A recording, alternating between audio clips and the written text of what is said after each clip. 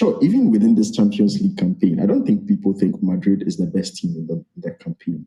People counted them out against Bayern. People counted them out against Man City. And so I think it's going to be an interesting final. But I also It's a UCL final, so you'd like to think you would want some drama, right? You would want a story. I think the story that all of us will be looking for is Dortmund winning the trophy. Because the underdog team fits the model, and I think so far in all the finals have been played, the underdog teams have sort of taken it. Plus, nobody wants Real Madrid to win it for 15 times.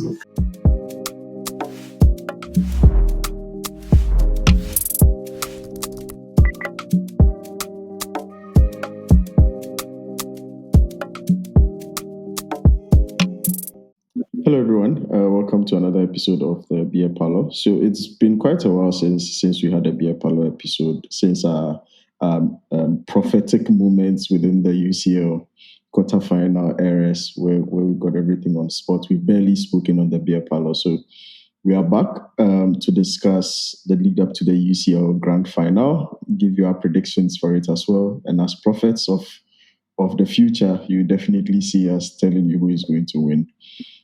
But yeah, Erasmus, it's been a long time away from the beer parlor. How much have you missed this stage?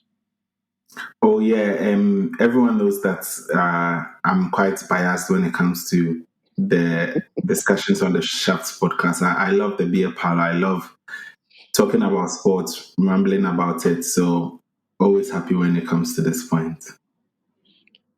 I don't share your bias. For me, I love everything on the podcast the same. So for what's worth, I'm the father of all. At this point, you are the father of beer, which is suspicious. But yeah. I mean, Dortmund, PSG, Bayern, and Real Madrid. Let's start with Dortmund and PSG. It seems like the underdogs, quote unquote, went through, but I also think that everybody would agree that they deservedly went through. They were the better team on the days, winning both legs as well. What are your thoughts, especially on the first leg and how they utilized their home advantage? Yeah, so I think Dortmund just did a professional job. I think that's the only way to describe it. It was a very, very professional. Because in both legs they were excellent defensively. They were quick on the counter attacks. They knew when to control the game with nice passages of play. And I think that the thing about Dortmund is they keep the ball very, very well. Then obviously they had their danger man in the likes of Jadon Sancho.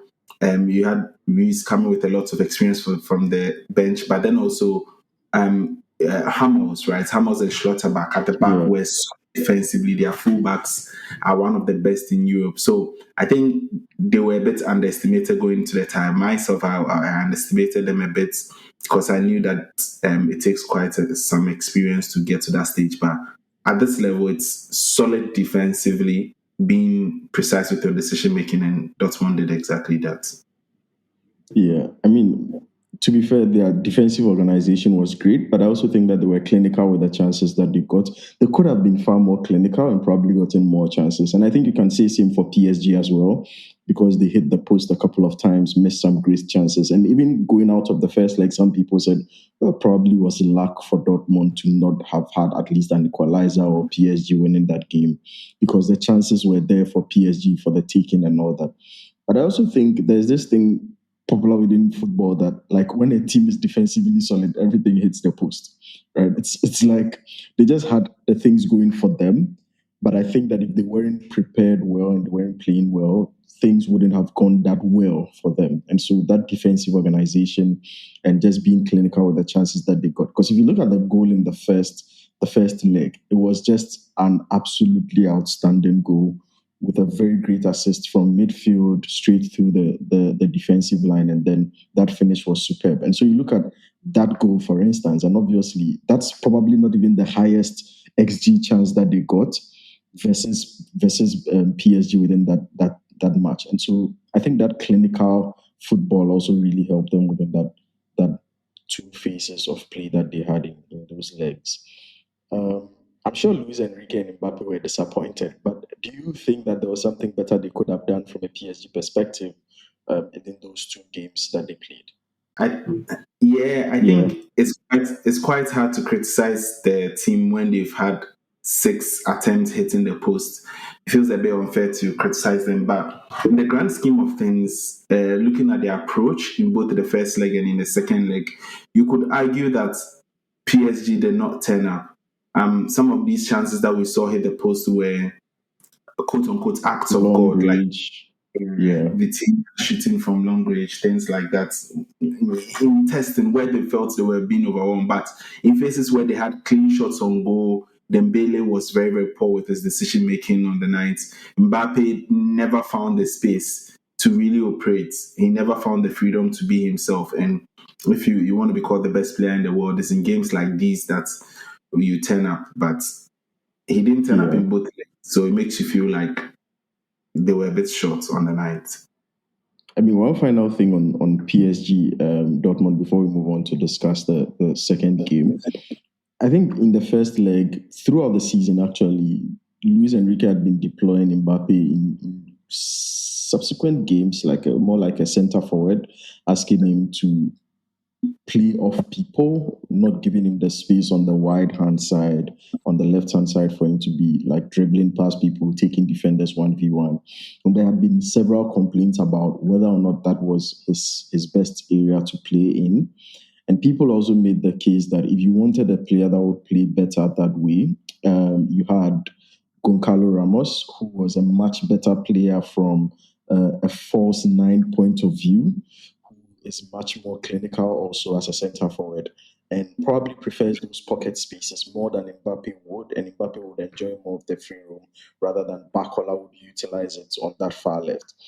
In the last game against Dortmund, I think Luis Enrique resorted to that. He played Mbappe on the wide left. It still didn't quite work out. I don't know whether you think that maybe that sort of tactical exploration probably didn't work out because Mbappe had not been playing out there all season, and maybe he's also dying out on how much to utilize the space even when it's given to him.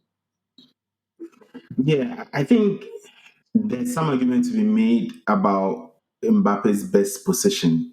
Yeah, Yeah, but I think ultimately for this night, it was just a failure of himself and not a failure of the position. Yes, within the first leg, deploying in the middle was not the most strategic thing because we all know he's quite more effective on the left. But I think I also yeah, understood the logic because just like we were saying, the Dortmund's fullbacks have been very excellent. So we've seen Dembele also play in the middle and things like that. But I don't think we need to make a lot of excuses for Mbappe. He's too good of a player to make excuses for him. And we've seen yeah, the best of players. Messi played is a wide player, but played centrally in one yeah, season, scored 1 goals. Mbappe, when he goes to Madrid, probably faces competition on the right with Vinicius Junior. And I'm one of those who believe that we would see a difference in Mbappe in Real Madrid because he will be asked to play centrally. He will be given less yeah. responsibilities in terms of carrying the ball and will just be asked to find pockets and score goals. And Score. yeah, Yeah, this is a player who has also played in two up front system at Monaco yeah, with Okawa, and he was lethal. He played two up fronts also with Giroud for France in the World Cup, and he was yeah. absolutely lethal. It's very easy to make excuses as to where players should stand, but some of the best players in the world, it almost doesn't make a difference. Yeah, and it's quite interesting to see how Real Madrid and Carlo Ancelotti will deploy him next season. Awaiting the confirmation that he will go there, obviously. But I think if you look at Carlo Ancelotti's setup now, also probably just playing two center forwards, bringing the wide players to play centrally in the pockets between Rodrigo and Vinicius Junior. Um, could be also exciting. And if you look at also the possibility that Vinicius Junior could probably even be the one asked to play centrally and leaving Mbappe on the wide end because he's also very clinical in those spaces as well. Let's see how Real Madrid tosses things around. But let's go to, again, talking of Real Madrid, let's go to Real Madrid Bayern Munich. I think the first leg was superb.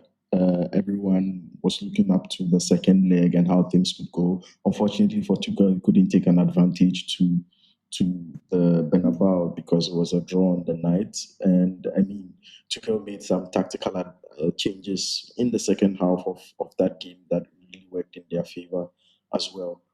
In terms of the first leg. But if you look at how clinical Real Madrid have been throughout the Champions League and throughout the season, actually, keep the ball, they don't care.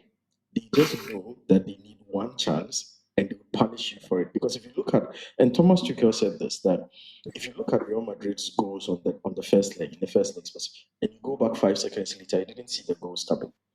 If you look at that pass from Tony Cruz signaling Vinicius Jr. and making that run beyond Kim Min-jae, that pass, nobody saw that goal coming from 5 seconds before. And just 5 seconds afterwards, Vinicius Jr. is in a 1v1 situation with Manon and then he just slots it home. And I think that clinical attributes actually of Real Madrid to just be defensively solid but attackingly clinical is one thing that teams struggle to do. It's either teams are very, very attacking and then they are porous behind, or very, very defensive and then they sacrifice on their attacking flair. And Real Madrid just finds a way of balancing that out in a very, very beautiful way that is difficult to play against. And you look at the second leg and the two goals that just came out of nowhere to just secure the win. It's like a Sun club. It's a club with spirit behind it, and sometimes it's just difficult to find the right words to describe the kind of things that they are doing there. But I want to know your thoughts as well. What do you think Bayern failed to do in that first leg to get a home advantage, but also in that second leg where they got the first goal, but then eventually lost out on it with some of the substitutions that Tuchel made that would go a little bit deeper into? Yeah, I think that's a very brilliant observation. It's everything I agree with. What I would add to it is that if you look at how Madrid plays, it has a psychological effect on how teams approach them. You know, like Madrid are a team, they don't attack all the time, they don't defend all the time, they choose their moments. Madrid Yeah. can be in a game and they are being outplayed, and when they have the ball, they will look like they are Man City because like they can immediately pin you in. They are very good at using their midfielders to drag the players of the opposing team to the other side and do quick switches to the other end using their runners. They are very, very good with good quick passes and moving into space because all Madrid players, when they pass, are looking to move into space. Ball retention of the entire team is phenomenal. So they don't easily lose the ball to transition. So they can be much braver in terms of going up to your box and playing. And they're also very comfortable because their work rate of the ball is so great from everyone, even including Vinicius Jr. So they are comfortable also in sitting back and letting you play against them. So because they're very good at choosing their moments, teams don't know what to expect from them. So when teams are passing the ball around, they are quite scared that when these guys take the ball from us, we are not going to get it back. They are going to score. It always feels like that.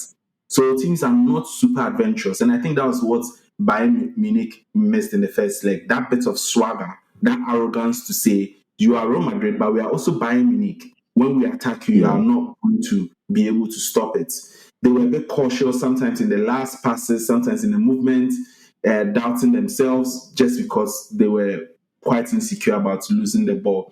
Because there were points at which Madrid was vulnerable. You could see them on the ropes, but they couldn't take the killer shots. And I thought at that point they could be adventurous and take the killer shots, risk having to go for a goal. But in their minds, because they know Real Madrid can get a magic goal out of anywhere and they don't want to concede, they were very, very less adventurous. And that's what killed them, because by the time Madrid saw that they were very tired, they were getting frustrated, the fans were not behind them, then they started getting back at them. And obviously taking the results from the Bernabeu, it was taking the results from Bayern Munich Stadium, it was Allianz Arena, it was almost impossible to go back and go and win. And even then they were still winning because it was a very good performance in the Madrid Stadium, and Madrid just wasn't turning up.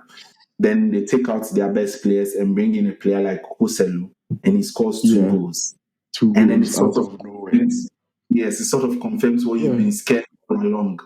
So it's that dilemma you need to deal with. That Yeah, these guys are, even if you play well, it's not enough, and there's a way that thing messes with your yeah. psychology. Yeah. I mean, just a comment before I ask you one question, because recently I saw a post from an interview that Carlo Ancelotti made and granted, and he was like, "Look, Real Madrid, they don't play the way you want them to play."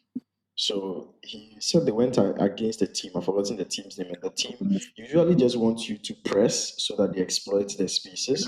And he said, Exactly. their decision was not to press. So they never pressed, they never chased the ball, and they won 5-0.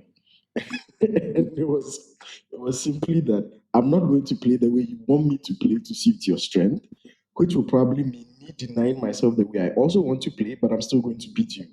Which is Yeah. a very difficult thing to crack if you're an opposition team to try and beat these guys. But the question I had is, if you look at the kind of substitutions that Real Madrid made. That was like bold substitutions from Carlo Ancelotti. Because if you are trailing in a game, the UCL semi-final, who are you to call off Vinicius and Rodrigo? Like, why are you taking these killer machines off and bringing in Jose? For what purpose? For what reason?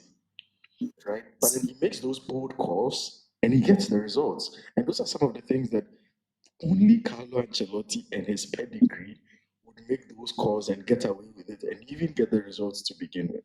And you look at comparatively the kind of substitutions that Bayern made, equally certain bold substitutions as well, bringing off Hurricane, which was much talked about after the results. And you compare those two and look at the outcomes. Clearly, I don't know whether you boil down to managerial tactical adjustments or you boil down to just the depth of the squad and the kind of quality that Ancelotti was able to introduce. So this is the thing I notice about Real Madrid. Every player who is on the squad is very good. Every player who is on the Yeah, squad is very, very good. Like if you are not good, it's quite clear that you you can't will be not, there. yeah, you will not Yeah, find joy. Like good works very hard. And what I also notice is that when their first 11 comes in, they don't plan to play for 90 minutes. no, They plan to play till they are the ready to coach go. says So come off. Yeah, yes, so you find a lot of players who are conserving their energy throughout the game. These guys are giving everything 100% of the time in the moment. yeah, So yeah, when Ancelotti is also very, very good at reading the game. So when he makes his subs, he knows who he's bringing in. He knows Brahim Diaz. It's like Brahim Diaz yeah, should be starting in, I don't know, another club, like in a tier two club, yeah. consistently week by week. But he comes in and he tears up the field. And Roselu and Co, they come in and they tear up the field. Then some of the players they introduce, like Vasquez, have won five Countless championships. trophies. Hmm. Yeah. So some of these guys have a lot of experience, but they are sitting on the bench and things like that. So it's very easy to dismiss it and think, oh, these players don't have the pedigree because they don't usually play, but they are used to these kind of moments. These players are used to these kind Yeah, of moments. And on the yeah, comparative, I think Tuchel's substitutions just shows that he panicked a bit. It just shows that yeah, he was making it out of reflex. Yeah, like I've got the goal. I'm not going to risk anything, which makes yeah. Now sense let in me the be moment. defensive. Yeah, by saying that I don't know what Real Madrid can do, so let me not risk it. And then he ended That's a up doing, bad yeah, That's a bad call, isn't it? Because Real Madrid is known actually for the extra time goals. So you never say, I don't know what they will do, especially when yeah, the 90 minutes is already over. yeah. But you also know that these guys can pull a rabbit out of the hat. So let me stop the hat. Let me close the hat so that they don't even pull out Yeah. any Okay. rabbits. So it was sort of like to chase a second goal against Real Madrid at the Bernabeu. At Yeah. 70 minutes, you will take 1-0. But obviously, you can't discount Real Madrid. Like, you can't discount them. And Yeah. I think he didn't consider the effects that will have on the team in general. Because if I'm a player on the pitch and in my mind, we are winning the game and Hurricane is on the pitch, it gives me motivation. You take him off, Yeah. and I'm feeling, what if these guys score? What will we do? Yeah. So Yeah. scored, everyone just thought it's about hanging on, Yeah. and Real Madrid will not give you that chance to hang on. So Yeah. But I mean, I also think that, like, if you look at what led to the goal, the second goal was assisted by Rudiger. See how far up the pitch Rudiger was. And I dare to say, if you had the lethal threat of the likes of Hurricane up front, sure, Rudiger would push up, but not to that extent up the field, delivering yes, an assist of that quality, right? And so, obviously, one thing about defensing and trying to pin defenders back is also having a lethal striker up there, and obviously taking Hurricane off them diffuses the threat in the Bayern I front mean, line. I challenge the extent to which that plays a role because Triple Morton is not like a player who can't hurt. I mean, of course, it's not the quality of Hurricane, but it's also a player who you can't say won't hurt you if you give him the space Yeah, and obviously. so. So I think the But if you look at extent the to stage and you look at the form Choupo-Moting was in, and compare the stage and you compare Hurricane, obviously the storyline fits Hurricane far better than it fits Choupo-Moting. yeah, obviously, I'm just trying to say the extent to which I think that has an impact on Real Madrid coming out in that moment is low because Well, yeah. the truth also is that Real Madrid they know how to pick their moments, and like They I had said, nothing and to lose actually in that moment. So, lose, yeah, they were going to go for it all the time. So yeah. I mean, we can't talk about this game without wrapping up with that controversial offside call that denied Bayern potential equalizer. Or was it a second goal on equalizer, I think. equalizer. Yeah, which was it wasn't an offside, eventually called an offside. There's been several explanations of the rules and all that. I mean, I don't want us to go so much into it, but what do you think about that call? So I think it's a difficult. So I think the referee was in the wrong. There's Yeah. no question about that. It's like the question as to would this have decided a game? I don't think so. Because Okay. if the linesman hadn't raised the flag, the referee hadn't blown the whistle, you most likely have Real Madrid defenders jumping on the ball. So we cannot conclusively say that Conclusively say, yeah, this would have resulted in an equalizer. Was there a probability? Yes, but the probability was that the game was going to go on. So it's a big yeah. call. I think the referee was in the wrong, but that's just about it. Yeah, I mean, for me, I don't conclusively think it was in the wrong. If you check the rules of offside, for instance, for the referee who blew, because the linesman can have his flag up. If the referee doesn't blow, the game still goes on. But for the referee who blew, if the linesman has their hands up and the ball goes away from goal, the presumption is that that sequence of players ended. Therefore, you can blow an offside. So for that referee who doubled down on blowing that whistle, it was more like, oh, the sequence of players ended. I mean, there's a whole controversy around it, but yeah, we can go on and on. But now we know these two teams are meeting in the UCL final. Dortmund, superb performance. Bayern Munich, the spirituality of them getting them on into the grand final. Who do you think is going to win, and how do you think that game is going to go? Well, that was very straightforward, wasn't it? Um, Yeah, we just mentioned one team and then we close. Um, it's a UCL final, so you'd like to think you would want some drama, right? You'd want a yeah, story. I think the story that all of us will be looking for is Dortmund winning the trophy. Because like I mean the underdog team fits the model, and I think so far in all the yeah, finals that have been played, the underdog teams have sort of taken it. Plus nobody wants Real Madrid to win it for 15 times. But Real Madrid is Real Madrid. Look, it's when you yeah, don't it's when you count them out, that's when they are counted in. And I feel like this is a double-edged sword in the sense that now everybody expects them to win. So maybe now they won't yeah, win. But at the same time, too, everyone wants them to lose. But that's the yeah, time that they most likely would turn up. I don't think anyone is going to the final thinking that Real Madrid is not winning this. yeah. So my heart I, is I, with one, but my head is Madrid. I mean, I genuinely think the moments where actually the underdogs have been just kept in their places when Real Madrid was in the final. Because if you look at that UCL final with Liverpool, obviously Liverpool versus Madrid, people were touting that Liverpool front three, but that year in the league, they were bad. They were very bad in the league that year. They were not winning the league. They were not in second place.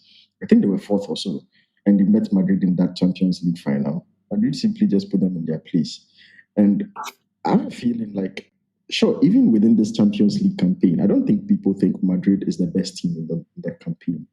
People counted them out against Bayern. People counted them out against Man City. And so I think it's going to be an interesting final. But I also think that there are certain players in that Madrid starting 11. When you look at the occasion, when you look at the character that they would require to succumb the pressure, I don't think Dortmund had those characters to, like, you see, to hold on to a win so strong in a UCL final and drag it out, unless it's like the 0-0 and it's like 89th minute and Dortmund scored and they have some 3 minutes added time to see the game out. But if you score in first half or 50 minutes and you think you're going to drag that win on in the face of Madrid with Bellingham there to write a story, because you see that thing that's going around Madrid, with the players winning in their capitals, and now it's Bellingham and Wembley, blah blah blah. You see Vinicius Jr. also there to win it for the Ballon d'Or. So these guys also have very significant like interest at stake. I would take like I know it's probably the unpopular way, probably the easiest to take as well, but I would take Real Madrid because I've bet on them throughout the campaign with City, with Bayern. I definitely bet on them in the final. Yeah, I'll be on the hate watch. I don't want to see some of the stories that we're going to see after that, but yes, this is a team that's like I've always respected. So hands up Yeah. if they win, that's fine. But just wrapping up this episode, let's look into the Ballon d'Or conversation because now there are two players on the table. Realistically, there's Vinicius Junior having a fantastic season, probably his best. Maybe not his best in terms of numbers, but in terms of responsibility and performance in Real Madrid when he's been needed, he's always been up there, and he's been asked to play. Not as in not I won't say his ideal position, but because like you see, big players always adapt. But he's been asked to play in a different role this season since the arrival of Jude Bellingham. And he's really adapted very, very well. Rodrigo has also adapted very well. But I think the two names are Vinicius Junior, Jude Bellingham as well, winning La Liga Player of the Season, his contributions as a goal scorer this season with the departure of Karim Benzema. Like, you barely see that Madrid doesn't play with an out and out striker. You barely feel it because these guys have chipped in the goals when it matters. And I don't think anybody would be worried if any of these two ends up getting the Ballon d'Or. First, it depends on winning the Champions League, but if they do clinch it, which of these two would you tout for the Ballon d'Or? So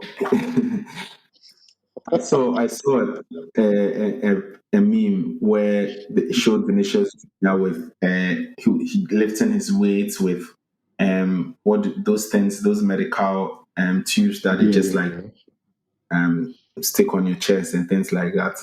And then they had put a picture of Messi on the other side in jeans, buying beer or something like that. And they were like, Vinicius working out the whole season to go and score 20 goals. Messi shopping for beer to later go and score 91. I think it's for me it's in a way it's a strange feeling discussing Ballon d'Or candidates. Without Messi and Ronaldo and Yeah. all those big names. Just like looking at the stats and seeing 18 goals, 20 goals, it feels a Yeah. bit underwhelming. Also, even when you look at 46, 51, it, 91. Like, bro. yeah, because it used to be like, okay, like these guys are miles. Of course, there's Yeah. a world where if not for the Champions League, you'll be making a case for Harry Kane. If not for the Yeah. same Champions League, you may be Mbappe. making Mbappe, who scored like an Yeah. incredible amount of goals this season. Yeah. Someone like Saliba from Arsenal, if not Yeah. for Arsenal. lack of Nothing. trophies. Yeah, this he should definitely be within the conversation. Someone like Foden, Yeah. Yeah. immediately they had got the Champions League. So I think we are getting back to the era where the big trophies that you win may determine because the individual Yeah. stats are Are not not blistering or far apart. outstanding. Yeah. Yes. And I think I make this long intro to just point out to the fact that, like, in terms of the stats, there's really nothing too much to separate the candidates this year, especially these top two candidates that I speak about. And these are also two candidates who will be winning the trophy anyway. So at the end, I think it gets down to PR. And it looks like for the English, there's a big push to have an English player win Bellingham. the Ballon d'Or, which I'll be happy about. By affiliation, I would want an English player to win it. But at the same time, you also look at the kind of player that Vinicius Junior is, and he's an exceptional player, and he's been consistently underrated as a result of a few bad seasons that he had. But this was a guy who, right from when he was young, was touted as the next star. So this path was definitely defined for him. I feel it will be more natural for him to win the Ballon d'Or, given his contributions and how many times he has had to bail the team, and especially also maybe it's a bit of recency bias, but in the big games at the latter end of the season, you've seen Vinicius step up very much. Whilst Bellingham has taken a back seat. But when Vinicius was away, Bellingham was still holding the fort for Madrid. So it's still a case to be made. But I think there's just a small chill that comes over me when we are talking about the best players in the world and we are just left with these two. I think it will take some getting used to. Yeah. Awesome. I mean, this has been a really interesting conversation. Thanks everyone for sticking with us. We'll definitely be back to review the UCL final afterwards. But this has been us talking about Dortmund versus PSG, Madrid versus Bayern, predicting and making our predictions for the grand final as well, and also getting a little bit of the Ballon d'Or debt on our hands. Leave your comments in the comment section. Let us know who you think would win the Champions League final, your thoughts on the Ballon d'Or debate as well. And we'll definitely be back with much more beer in our cups to pour down your thoughts on the beer power. See you guys on the next one.